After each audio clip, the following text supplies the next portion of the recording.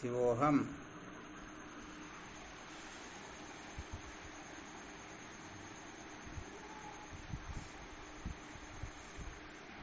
आवाज आ रही है? अरे बताइए स्वामी। शिवम गुरुदेव शिवम। हाँ, शिवोहम। शरणस्वार शिवम। क्या विषय चल रहा था अपना?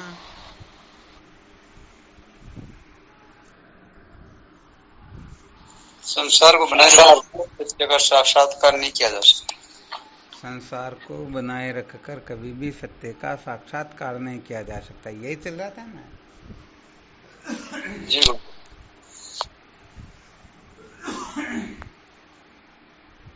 क्या सुना रहे थे इसके अंतर्गत?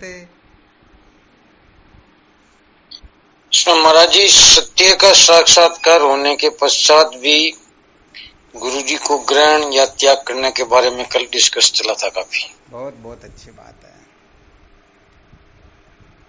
क्या निर्णय निकला था?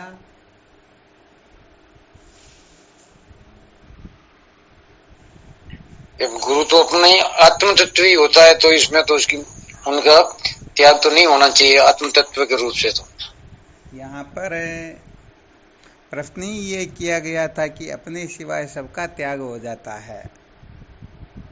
क्या हो जाता है? अपने सिवाय सबका त्याग। अपने सिवाय सबका त्याग हो जाता है। तो इसका मतलब क्या हुआ?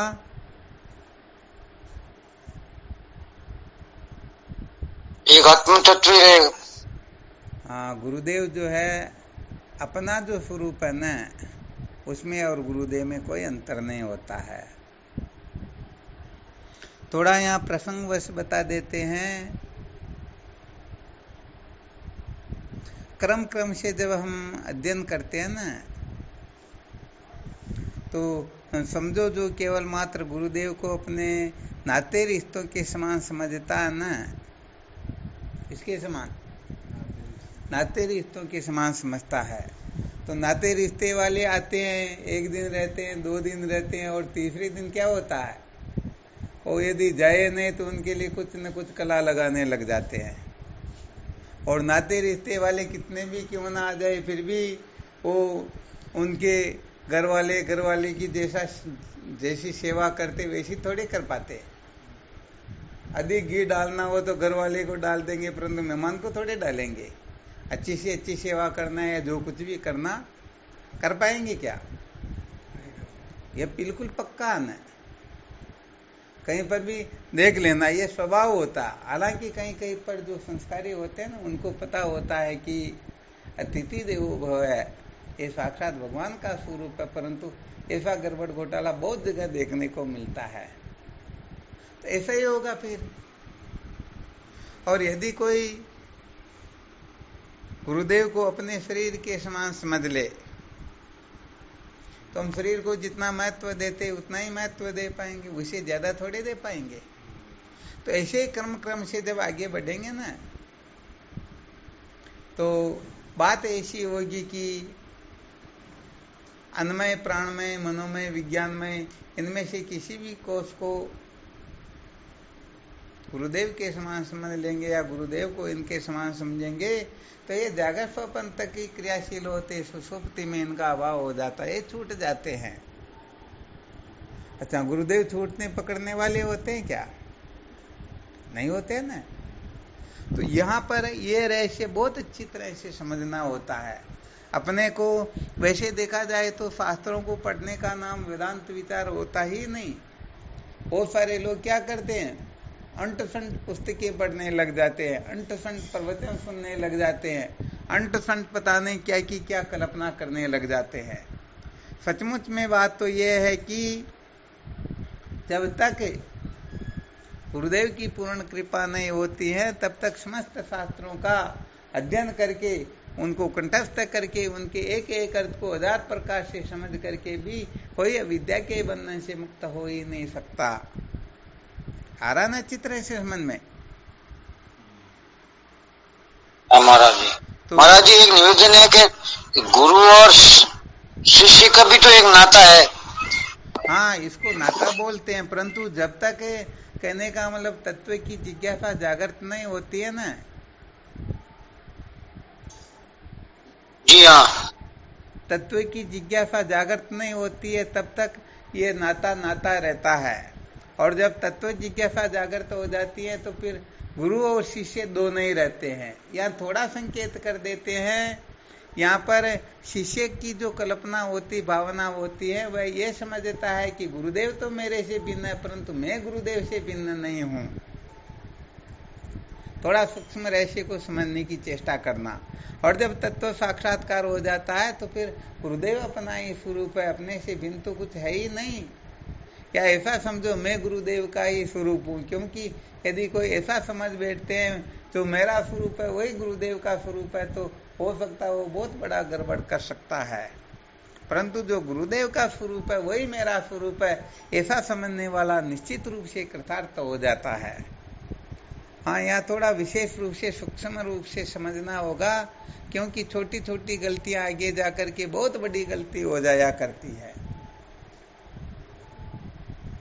ये संसार जो है ये परमात्मा से भिन्न नहीं है, परंतु परमात्मा संसार से भिन्न होता है। शायद इसके बारे में पहले बहुत चिंतन मनन करवाया था। और अप्रोक्षानुभूति के 35वें श्लोक में भगवान शंकराचार्य जी महाराज भी लिखते हैं, कार्य कारणता याता कारणे न ही कार्यता, अर्थात कारण से भिन्न कार्य नहीं होता, परंतु कार्य से भिन्न कारण होता है। इसीलिए तो कभी कभी संकेत करते तब कह देते थे, शिष्य अपने को जैसा जानता है वैसा शिष्य होता नहीं, और गुरुदेव को वह जैसा जानता है वैसे गुरुदेव होते नहीं, बल्कि गुरुदेव अपने बारे में बताएंगे मैं ऐसा हूँ और तुम ऐसे हो, तब जाकर के ज्ञान फलित होता है, ज्ञान कृतार्थ होता है। वरना हम तो दो कोटि के ज्ञान को लेकर के अनादिकाल से भटक रहे हैं ना, अपने को पता नहीं क्या का क्या समझ रहे, गुरुदेव को भी क्या का क्या समझ रहे। इसीलिए जितनी जानकारियां अधिक होती है ना, वह साधक उतना ही ज्यादा भटका हुआ होता है। यहाँ पर तो निर्मल मंद जन सो मोहि पावा, मोहि कपट चल छिदर न भावा। गुरुदेव के पहले खूब चर्चा करवाई थी, नायम आत्मा प्रवचने न लभ्यो न मेद्या न बहुना फुरुते न। इसमें बताया था न, जब तक गुरुदेव वर्ण नहीं कर लेते हैं तब तक शिष्य का कल्याण संभव ही नहीं होता है। अब वर्ण करे तो गुरुदेव के योग्य हो, जैसा वो चाहे वैसा अपने को बनाने की चेष्टा करे तभी तो है। वरना संसार के अंतर्गत एक दूसरे से संबंध होते, शादी ब्याह की चर्चाएं होती तो उनके मेल मिलाप होता, तभी तो संबंध हो सकता है। उनके अनुकूल हो तभी वो स्वीकार करते, हाँ भाई ये बच्ची हमारे को पसंद है, या बच्चा हमको पसंद है, हम इसके लिए तैयार हैं। और यदि प्रतिकूल हो तो वर्ण करेंगे क्या? हाँ, इसीलिए लोग शास्त्र पढ़ने में पता नहीं किस किस में पूरा जीवन खपा देते हैं, जबकि असली बात तो ये होती है कि गुरुदेव से बिन कोई परम तत्व होता ही नहीं। नास्ति तत्व गुरु परम, भगवान शंकर उमा से कहते हैं, उमा गुरुदेव से बढ़ करके कोई परम तत्व होता ही नहीं, गुरुदेव ही साक्षात ब्रह्म है। गुरुदेव से भिन्न कोई ब्रह्म नहीं होता है, कोई ईश्वर नहीं होता, कोई जीव जगत नहीं होता, और कोई वस्तु होती ही नहीं। इसलिए साधक का केवल यही कर्तव्य होता है, मुझे किसी परोक्ष भगवान को नहीं जानना, किसी ईश्वर के शरण में नहीं होना, किसी के चक्कर में नहीं पड़ना है, बल्कि गुरुदेव ही साक्षात ब्रह्म है। तो मुझे केवल और केवल मात्र गुरुदेव के स्वरूप को अच्छी तरह से जानना है। गुरुदेव को जैसा अनुभव है वैसा अनुभव मुझे करना है। ये बातें जब साधक के हृदय में प्रकट होने लगती हैं तब समझना चाहिए वह साधक सचमुच में ब्रह्म विद्या का अधिकारी हुआ अथवा ब्रह्म विद्या की ओर प्रस्थान कर चुका है। अब बहुत सारे साधक सोचते नहीं हम जैसे हैं वैसे गुरुदेव को बनाए, हम जैसे चाहे वैसे गुरुदेव रहे, हम जैसा चाहे वैसा हो। तो विचार करके देखो गड़बड़ होती या नहीं होती है? वो तो होनी महाराज। हाँ, होनी, सच में होनी क्या, वो गड़बड़ी गड़बड़ होती है। फिर उनका जीवन पतन की ओर जाने के सिवाय कुछ भी नहीं मिलता है, क्योंकि मूल मंत्र यही है कि हम गुरुदेव को साक्षात ब्रह्म समझ सकते हैं या नहीं। यदि समझ सकते हैं तो समझ लेना चाहिए। हमारी जो ये ब्रह्म विचार की कक्षा वो प्रारंभ हो चुकी है। और यदि हम ऐसा नहीं समझ सकते हैं, हमारे जैसे समझते हैं या हमारे से थोड़ा बहुत ज्यादा ज्ञान होगा, इतना सा समझ लेते, समझो सारा का सारा गुड़ गोबर हो गया। तो वैसे देखा जाए तो साधकों को तो इन रहस्यों को समझना होता है। यदि ये रहस्य समझ में आ गया तो गुरुदेव अपने स्वरूप को अनावृत कर देंगे, अपने स्वरूप को साधक के सामने प्रकट कर देंगे, मैं ऐसा हूं और तुम भी ऐसे हो। अब जब तक साधक को गुरुदेव अपना स्वरूप अनावृत करके नहीं बता देते हैं, तब तक बताओ उसको बोध हो सकता है क्या? कल्प में नहीं। हाँ, कल्पांतर तक भी नहीं होता। इसीलिए साधक बोध बेचारे बहुत ज्यादा भटक जाते, क्योंकि वो तो देखते हम तो ये याद कर ले, वो याद कर ले, ऐसा रट ले, ऐसा कर ले, वैसा कर ले, हजारों बातें होती जो सुसुप्ति में भी छूट जाती है। तो यहाँ पर तो सचमुच में देखना होता है कि हमारी जो प्रीति है संसार के नाते रिश्तों के प्रति कितनी है, अपने शरीर के प्रति कितनी है, इंद्रियों के प्रति कितनी है, प्राण मन बुद्धि के प्रति कितनी है। फिर तुलनात्मक अध्ययन करना होता है कि हम सचमुच में गुरुदेव को किसके समान समझ रहे हैं। इसीलिए तो कभी कभी साधकों के लक्षणों को देख करके कह दिया करते थे कि हम ज्यादा नहीं तो भी कुल मिलाकर के गुरुदेव को अपनी पत्नी की चप्पल के बराबर या पति के चप्पल के बराबर, जूते के बराबर भी समझ लेना, तो सचमुच में वह साधक कृतार्थ हो सकता। परंतु अच्छी तरह से आकलन करके देखा जाए तो इतना भी लोग नहीं समझ सकते। हाँ, उनके पति और पत्नी के प्रति, उनके जूते चप्पल के प्रति जितनी निष्ठा होती है ना, उतनी भी निष्ठा नहीं होती।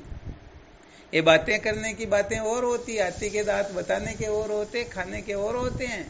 और सचमुच में जिनकी परम प्रीति होती है, परम श्रद्धा जागृत होती है, परम निष्ठा होती है, अरे उनकी तो बात ही कुछ और होती है।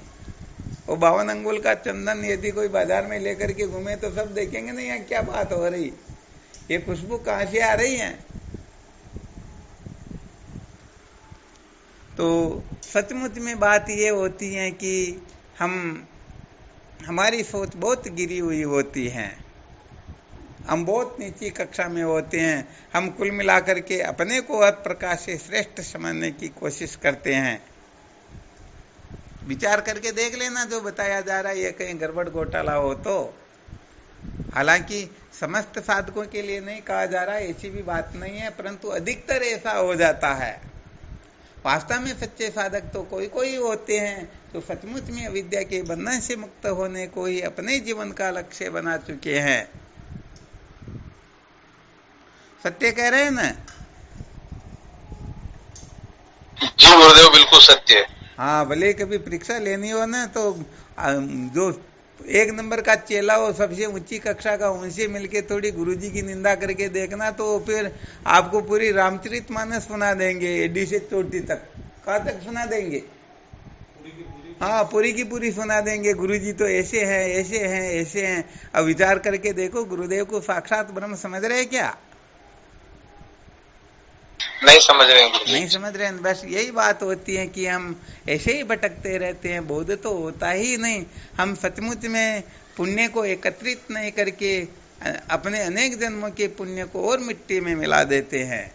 तो ये थोड़ा प्रसंग चल गया ना, ये तो कम से कम 25-30 वर्ष से आकलन किया जा रहा साधकों का, अच्छी तरह से देखा जा रहा है ना, तो पता चलता है कि सचमुच में साधक किस कैटेगरी के होते हैं।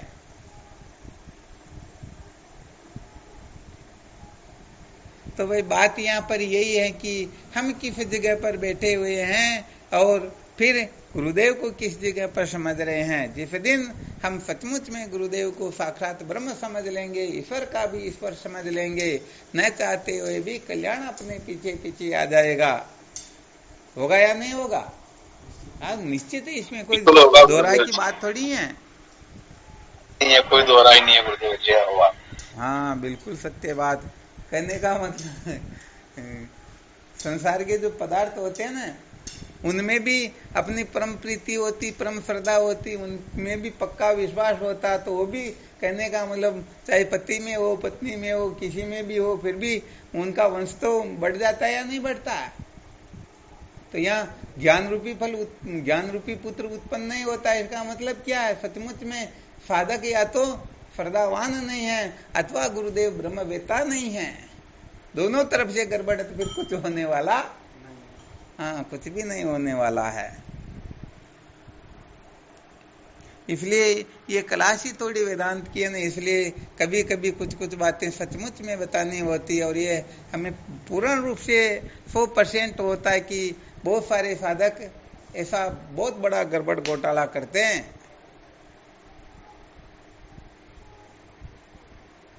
तो देख लो भाई, ये जो अपना सूत्र चल रहा ना, इस सूत्र की सार्थकता तभी ही हो सकती है जब हम होना नहीं हमारा समझ में आ रहा है।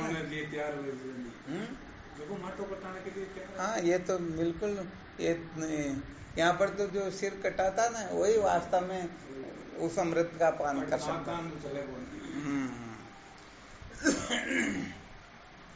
हाँ, किसी को शंका हो तो बोल देना भले।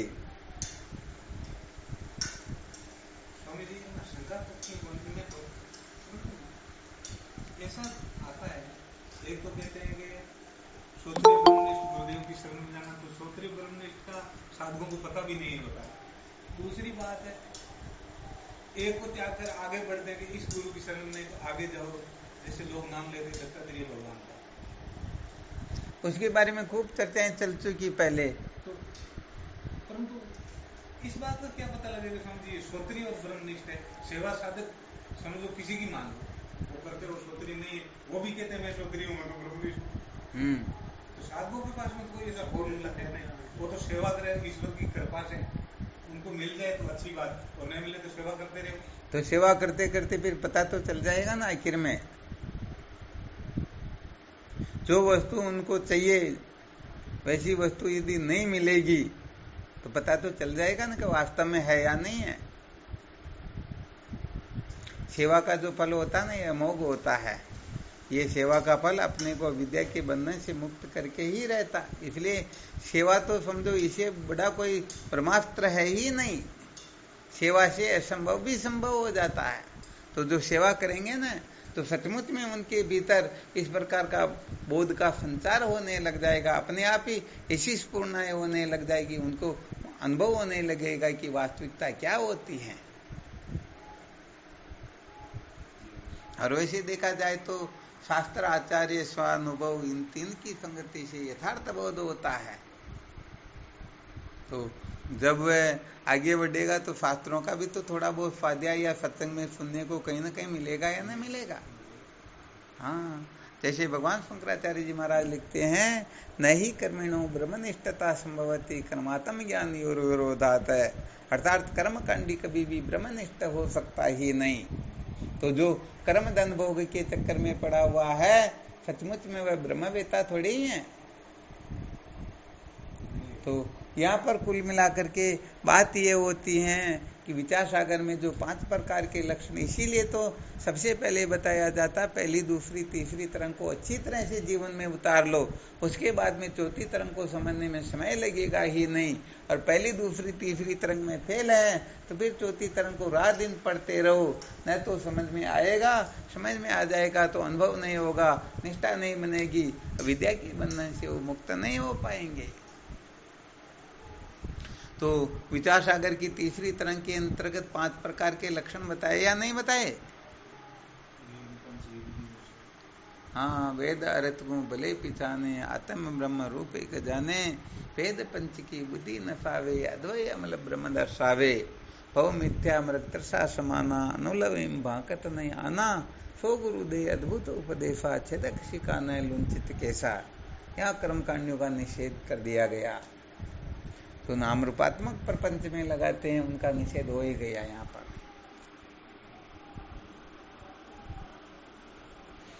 और वैसे देखा जाए तो सबको जो जिस कक्षा का साधक होता है ना, हाँ, उसको वैसे ही मिल जाते हैं।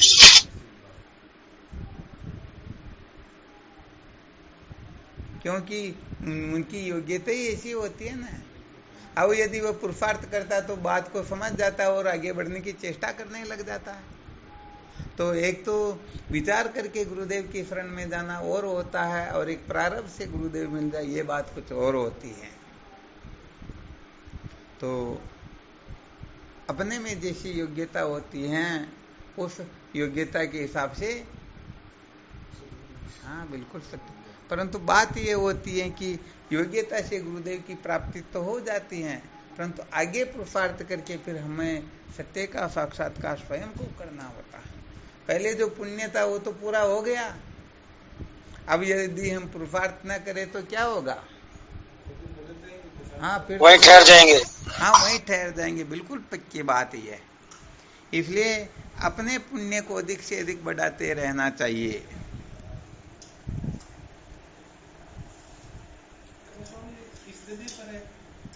त्याग की प्रक्रिया चली, अपने से जो भिन्न है उन सबका त्याग होता है। तो जैसे त्याग होता है तो पहले गुरुदेव की शरण में जाना पड़ता है। तो फिर शरण में जाना ही क्यों पड़ता है पहले, इसका क्या कारण है? इस प्रकार समझो तो हमारे ठीक समझ में आ जाए। अरे तो शरण में जाओगे नहीं तो त्याग किसका करोगे? शरण में जाने का मतलब त्याग हुआ या नहीं हुआ? शरण किसको कहते हैं? गुरुदेव की शरण का मतलब होता अन्यत सर्वम परित्यज्य, अर्थात गुरुदेव के सिवाय ईश्वर भी एक तरफ हो जाए, यही तो गुरुदेव की शरणागत होती है। वरना यहाँ पर ई बी का बड़ा अंतर होता है। हाँ बी में तो उन्होंने जी महाराज सभी होते, पत्नी भी होती, पति भी होते, बच्चे बच्ची भी होते, नाते रहते, कुटुंब परिवार, धन दौलत, ब्रह्मा विष्णु, स्वर्ग ब्रह्मलोक, फालों के समीपी मुक्तियां ईश्वर तक होते हैं। परंतु जब ये लग जाता है ना बस मेरे तो गुरुदेव ही है और कुछ है ही नहीं, तो उनके और सचमुच में सच्चे अर्थ में शरण हुए। बाकी तो चल रहा, खाना पूर्ति हो रही, इस खाना पूर्ति का कोई विषय मेरा कह रहे मेरे तो गिरधर गोपाल दूसरा न कोई, मेरे तो गिरधर गोपाल, यहाँ तक उनके सभी हैं, समस्त नाते रिश्ते वाले हैं, परंतु जब निषेध कर दिया दूसरों न कोई, समझ लीजिए इस जगह पर भगवान के सिवाय उनका कोई आश्रय है ही नहीं। अब विचार करके देखो अपना आश्रय है क्या ऐसा? अब ज्ञान हो तो कैसे, अपने तो बहुत सारे आश्रय हैं। वो फटकार लगा दे तो उनके, और वो लगा दे तो उनके, मम्मी कुछ कह दे तो पापा के पास में, पापा कह दे तो दादाजी के पास में, दादी के पास में, और अड़ोसी पड़ोसी बहुत सारे हैं ना। अब किसकी परवाह उसको?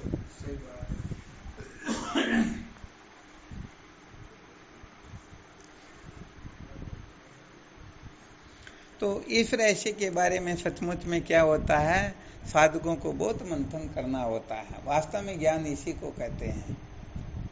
इस रहस्य को थोड़ा बहुत अच्छी तरह से समझना होता, परंतु हमारे में जैसे जैसे योग्यता आती जाती है ना, वैसे वैसे हम गुरुदेव के स्वरूप का साक्षात्कार करते जाते हैं। एक बार शायद प्रश्न किया था, किनसे किया प्रश्न थोड़ा ध्यान में तो है नहीं, गुरुदेव को पूर्ण रूप से अपना कैसे बनाए, ऐसा शायद कुछ प्रश्न था, अपनी क्लास में चला होगा शायद। तो इसका रहस्य यही है, जैसे हम दुकान पर जाते हैं और हम चाहते हैं कि 1 किलो घी मेरा हो जाए, 1 किलो घी को अपना बनाने के लिए क्या करना पड़ेगा? देना पड़ेगा। अरे भाई उसको पैसा देना पड़ेगा किलो का, 1 किलो के जो पैसे वो देना पड़ेगा ना। बिना दिए 1 किलो की अपना हो सकता है क्या? कोई दादागिरी लगाए तो जूते लगेंगे, वहां तो ठोकर लगेगी, फिर धक्के मुक्की लगेंगे ना। हाँ तो ऐसे ही कहने का मतलब, यदि गुरुदेव को पूर्ण रूप से अपना बनाना हो तो हाँ, तन से, मन से, धन से, वचन से किसी अपना बनाना, तो अपने को पूर्ण रूप से इनका त्याग करना होगा। 100 रुपए का त्याग करेंगे तभी तो 2 किलो 2.5 किलो शक्कर आ सकती है। 100 रुपए का त्याग नहीं करे तो यहाँ तन का त्याग करेंगे तो समझो, क्योंकि उनको जैसे ही हमने पैसे दिए और उनके बदले में अपने को जो वस्तु चाहिए वो वस्तु मिल गई, तो तन का त्याग करेंगे तो समझो तन से पूर्ण रूप से हमने अपना बना लिया। मन का त्याग करेंगे तो मन से पूर्ण रूप से अपना बना लिया। वचन का त्याग करेंगे तो वचन से पूर्ण रूप से हमने उनको अपना बना लिया।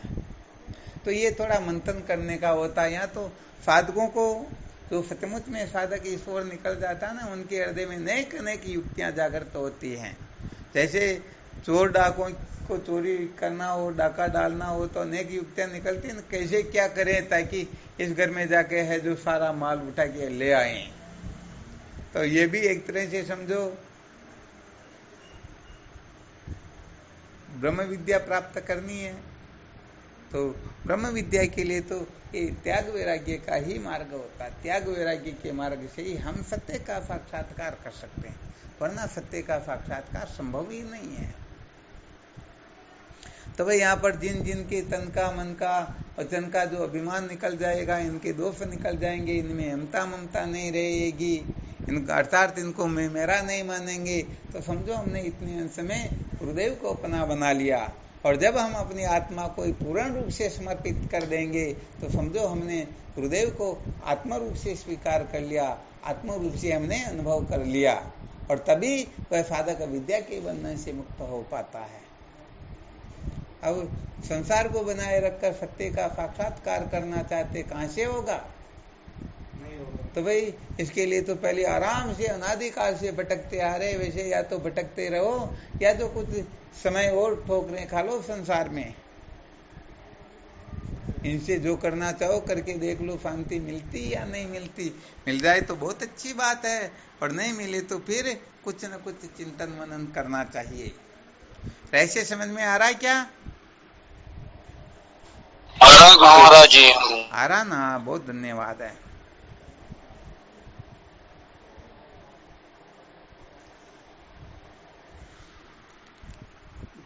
जो विचारवान साधक होते हैं ना, सचमुच में उनके भीतर ऐसे ऐसे सूत्र प्रकट होते हैं जो सूत्र सचमुच में उनको विद्या के बंधन से मुक्त कर देते हैं। परंतु सचमुच में होना चाहिए उसी प्रकार का साधक। वही तो जल्दी मंथन करें और दही में मक्खन निकले, मंथन करने से निकलता। बहुत धन्यवाद, बिल्कुल सत्य वचन। और किसी को कोई शंका हो तो हालांकि ये सूत्र जो बताए जा रहे, एक एक सूत्र के ऊपर भले चाहे तो महीने महीने तक कुछ सुना सकते हैं, परंतु ज्यादा क्या करना, काफी समय से चर्चाएं चल रही है और ज्यादा सुनाए तो फिर साधक इतने कमजोर थोड़े ही क्या। साधक को तो कुल मिलाकर के थोड़ा सा संकेत करे और बहुत सारा समझ में आए, तभी साधक आगे जाके निहाल कर सकते, वरना एक एक खोल करके बताए तो वो भी क्या निहाल करेंगे। समय इतना है कहाँ पर अपने पास में।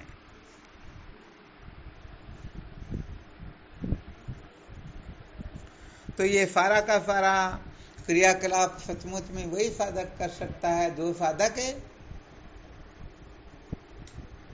सचमुच में अविद्या से मुक्त होना चाहता है।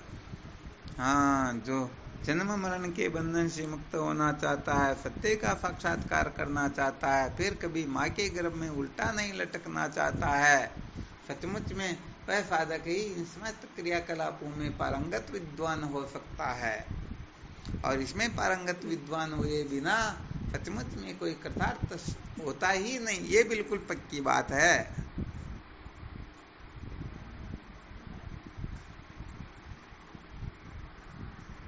तो कुल मिलाकर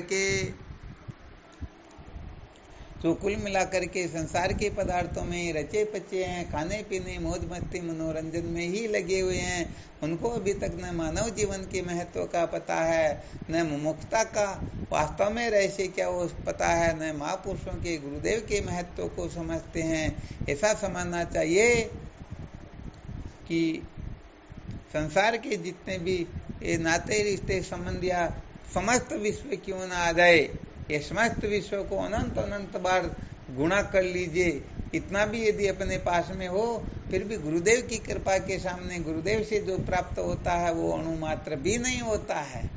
हम तो संसार के छोटे छोटे कचरों में ऐसे उलझे हुए हैं कि इनको ही अपने जीवन का लक्ष्य बना करके बैठे हैं। उनको सचमुच में पता ही नहीं कि संसार कभी भी धोखा दे सकता है, कभी भी लात लगा सकता है, कभी भी घर से बाहर निकाल सकता है। जब भाई तुम्हारी यहाँ कोई आवश्यकता नहीं है, परंतु हम पागल होकर के ऐसे भटकते रहते कि नहीं नहीं हम सचमुच में इन्हीं से इसी जगह पर कृतार्थ हो जाएंगे, यही हमारा भला कर देंगे।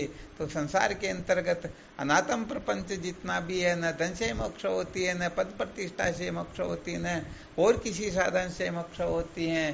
तो सचमुच में जब तक गुरु तत्व को नहीं समझ लेते हैं, गुरुदेव को के महत्व को नहीं समझ लेते हैं ना, तब तक तो सच्ची बात है ये जीव भटकता ही रहता है। इसलिए हम होता क्या है कि हम सचमुच में नाते रिश्तों के बराबर भी महत्व देना है तो कम से कम 12 महीने में एक बार तो गुरु जी से बात करना हो ही जाता है, और ज्यादा नहीं हो तो ही गुरु पूर्णिमा के दिन तो कम से कम हाँ हो ही जाता है बिल्कुल। और वरना उसे नीचे उतरे हुए तो फिर तो कुछ भी नहीं है।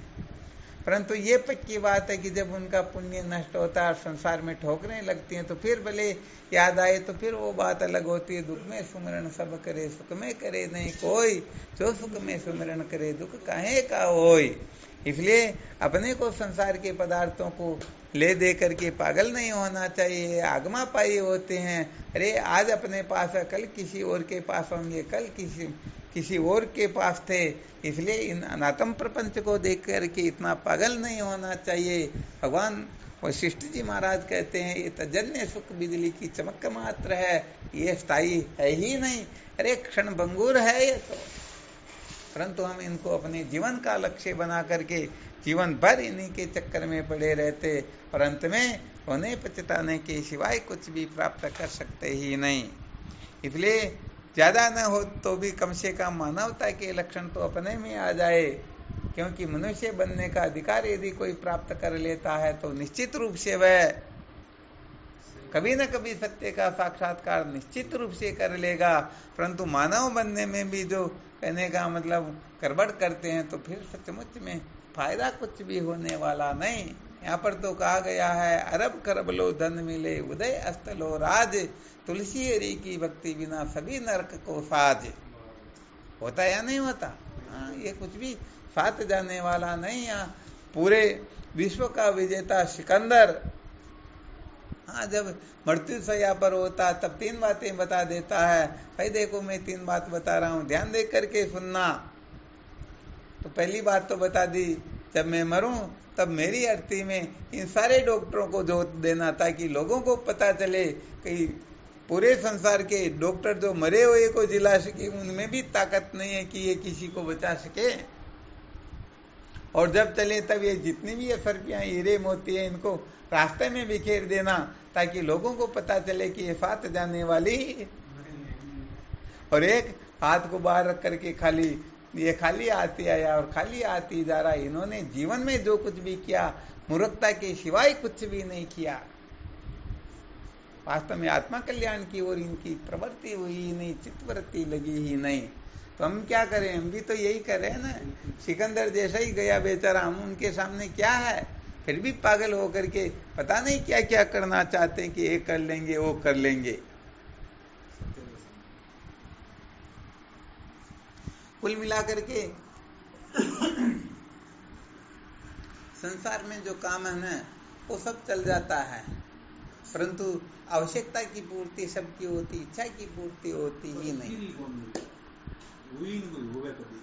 हाँ बिल्कुल सही बात। परंतु हम क्या सोचते कि नहीं नहीं ऐसा होगा तभी काम चलेगा, जबकि ऐसी बात ही नहीं होती। साधक को तो अपना जीवन ठीक प्रकार से जीते हुए ब्रह्म विचार की ओर प्रवृत्त होते रहना चाहिए।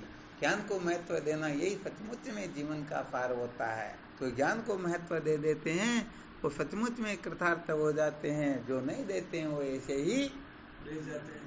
हाँ, इसलिए संसार के पीछे ज्यादा पागल नहीं होना चाहिए, ज्यादा महत्व नहीं देना चाहिए। ज्यादा यदि महत्व देंगे तो सच्ची बात हम पक्के संसारी हो जाएंगे।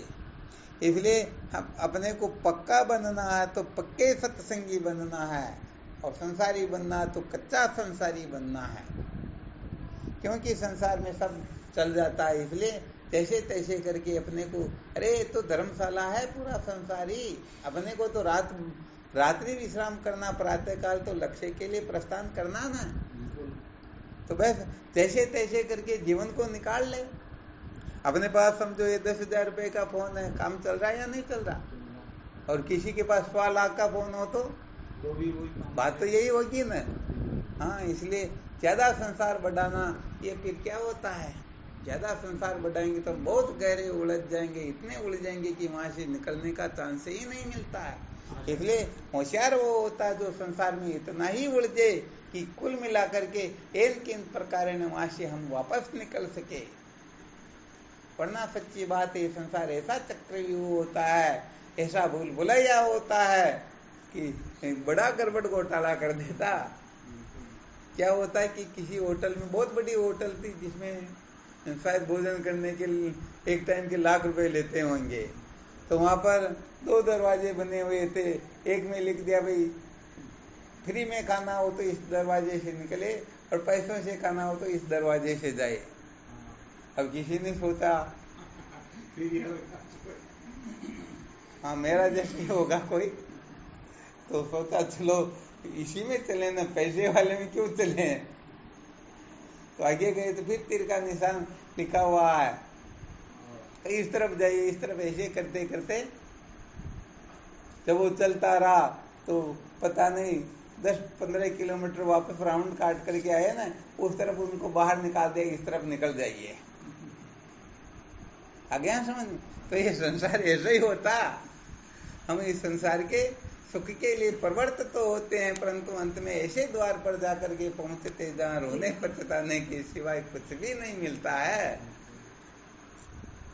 आराम समझ में? जी गुरुदेव, बिल्कुल आ रहा है। हाँ, बहुत बहुत धन्यवाद, बहुत अच्छी बात। तो चलो कभी इन त्याग वैराग्य युक्त सूत्रों का भी कभी चिंतन मनन कर लिया करो। और आज जो मूल सूत्र बताया था, कम से कम इनका बहुत अभ्यास किया करो कि सचमुच में हम गुरुदेव को कितना समझ रहे हैं, कितना महत्व दे रहे हैं। जितना महत्व दोगे उतना आपको ज्ञान प्रकट हो जाएगा। जय हो गुरुदेव आपकी, बारंबार आपको प्रणाम।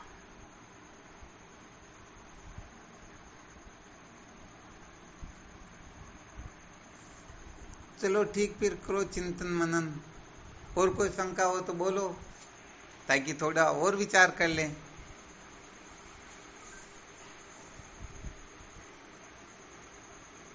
किसी को कोई शंका है क्या? नहीं गुरुदेव।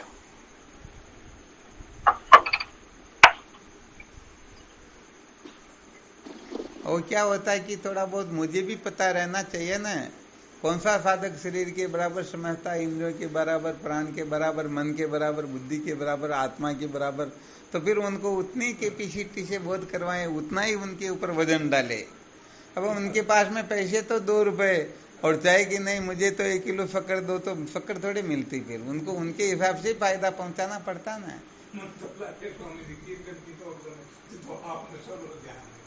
वो तो मुझे तो आप तो अंतर्यामी हो गुरुदेव, आपकी तो बात ही अलग है। वो तो व्यवहार करते तब लोगों को पता लगता है, तो पागल जैसे उठते बैठते खाते पीते, इनको क्या पता। हाँ बिल्कुल सत्य बात है। शरीर की क्रिया चेष्टाओं को देखने वाला क्या समझेगा। तो क्या होता है कि फिर उनको भाई उनके पास कैपेसिटी ज्यादा, उन पर वजन डाल दे तो फिर सत्संगी छोड़ देते हैं। अरे हमारे को ऐसे कैसे कह दिया, इतना वजन क्यों डाल दिया। तो भाई जो जितना समझता है उनके लिए उतना ही बोध का संचार कैसे हो, उसी जगह पर वो ऊपर वो और कैसे उठे, यही तो प्रक्रिया अपनाई जाती। अब लोग कह देते हम तो आत्म रूपेण पूर्ण रूप से समर्पित है, या हम आत्मा के समान समझते हैं। और महाराज फिर जब प्रैक्टिकल किया जाता तो बड़ा गड़बड़ घोटाला हो जाता। हाँ, लोग रास्ता कैसे दिखाते वैसे अभी कहेंगे नहीं, वरना कैसे धीरे धीरे नीचे उतारते उतारते वो फिर अभी जो दरवाजा बताया ना, इस दरवाजे से निकलो, इससे निकलो, इससे निकलो, और अंत में ऐसी जगह ले जाके पहुंचा देते जिनका कोई वर्णन नहीं कर सकता। तो साधक बड़े खतरनाक होते हैं। गुरुजी तो होते मैं ही खतरनाक हूं, परंतु साधक भी कमजोर नहीं होते। आगे में चले एक दृष्टांत सुनाया ना बाबा जी के, तन मन गुरा जी सब है थारो रही थान मुझे एक लीड़ी भी नहीं पाना। हाँ बिल्कुल सही बात है।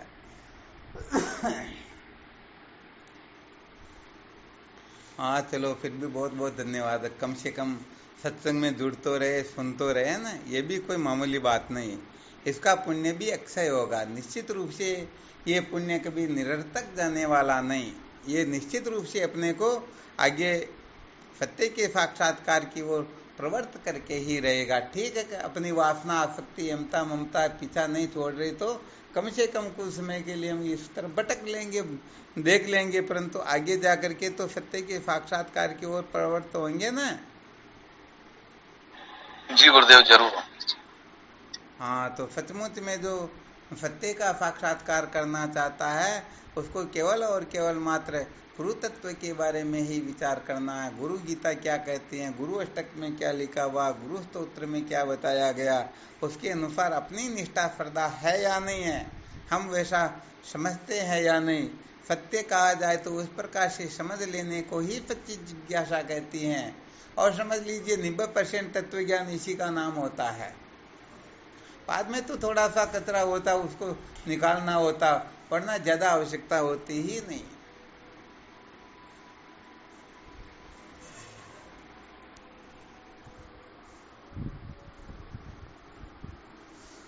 अच्छा, साधक कुछ साधक तो आ भी गए हैं। जो भी साधक आना चाहे, 2 तारीख को सत्संग रहेगी रात्रि को, 3 तारीख को गुरु पूर्णिमा है तो कार्यक्रम चलता रहेगा, तो समस्त साधक आमंत्रित है। 4-5 रोज से साधक आ गए और आप समस्त साधक आमंत्रित हो। 2 दिन, 4 दिन, 5 दिन, 7 तारीख तक कार्यक्रम चलेगा। अब कुछ साधक आए नहीं, अभी आएंगे तो 7 तारीख तक छुट्टी नहीं मिलेगी फिर, तो 7 तारीख तक शायद कर कुछ न कुछ कार्यक्रम चल सकता है। तो जो भी साधक आना चाहे सब सहर्ष आमंत्रित है। और भी कोई साधक हो तो कहते रहना, यदि आना चाहे, कुछ फायदा उठाना चाहे, किसी भी प्रकार से तन से सेवा करनी चाहे तो वो भी सुव्यवस्था है।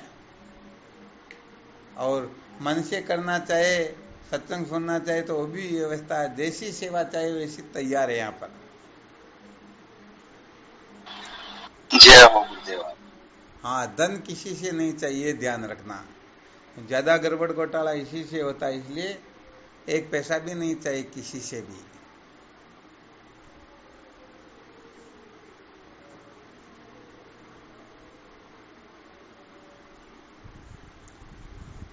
पैसे देने वाले तो मैं समझता हूँ जो है वो ही मेरे पास बहुत ज्यादा हो जाता है। इनका भी मैं क्या करूँ, दिमाग खराब हो जाता है और मेरा तो, इसलिए और अलग से चाहिए ही नहीं कुछ भी।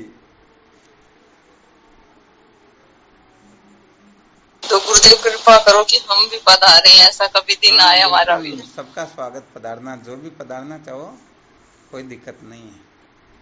और यहाँ पर ऐसा समझना ही नहीं स्त्री पुरुष का भेद ही नहीं है। सब यहाँ जिज्ञासु होकर के आना, समझ को, न स्त्री बन के आना, न पुरुष बन के आना, न कोई अरब खरबपति बन करके, न कोई पद प्रतिष्ठा वाला बन करके, केवल जिज्ञासु होकर के। बस हम जिज्ञासु और हमें सत्य का साक्षात्कार करना है, वरना फिर ये और वजन उठा करके तुम फायदा उठाएंगे नहीं, और पता नहीं गड़बड़ घोटाला कर देंगे। परंतु गुरुदेव आए भी तब ना, तब पहले आप कृपा करो, तब हम यहाँ से खिसके। हाँ, देख लेना बेटे, वो तो अपने अनुकूल पड़े तो, वरना कोई बात नहीं, सत्संग सुनो आप तो, है ना। अनुकूल पड़े तो मम्मी जी को या पापा जी को या पतिदेव को, किसी को साथ लेके आना, ठीक है ना।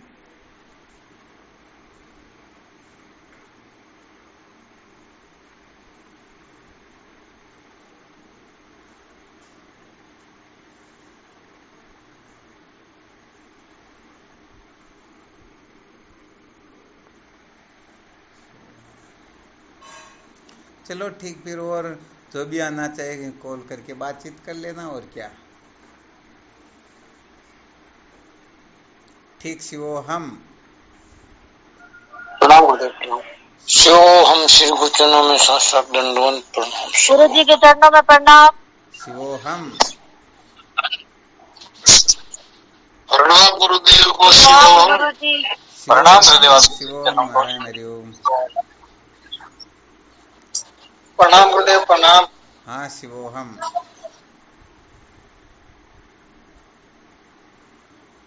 प्रणाम गुरुदेव। शिवोहम। प्रणाम गुरुदेव, आपके श्री चरणों में प्रणाम, बारंबार प्रणाम। शिवोहम नारायण हरि। गुरुदेव को प्रणाम, उनके चरणों में साष्टांग प्रणाम। गुरुदेव को हाँ, प्रणाम। शिवोहम। शिवोहम गुरुदेव शिवोहम। शिवोहम। स्वामी जी श्री चरणों में कोटि कोटि प्रणाम। शिवोहम। शिवोहम गुरुदेव, आपके श्री चरणों में बारंबार प्रणाम, कोटि कोटि वंदन आपके श्री चरणों। हाँ, शिवोहम। श्री सतगुरुदेव स्वामी जी के चरणों में कोटि कोटि प्रणाम। शिवोहम गुरुदेव। शिवोहम।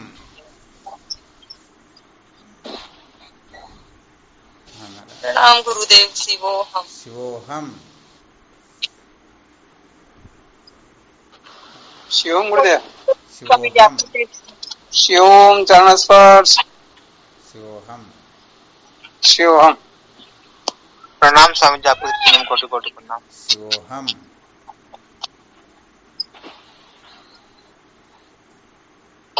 प्रणाम स्वामी जी। शिवोहम। शिवोहम। महान सतगुरु शरणों में कोटि कोटि प्रणाम बाबा जी। हाँ, शिवोहम। शिवोहम। शिवोहम नारायण हरि।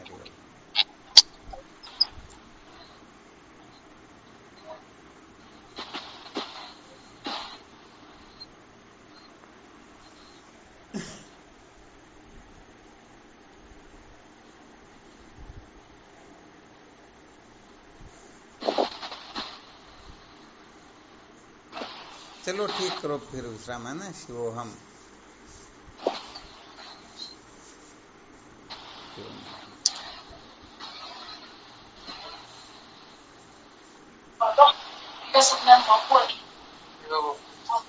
जब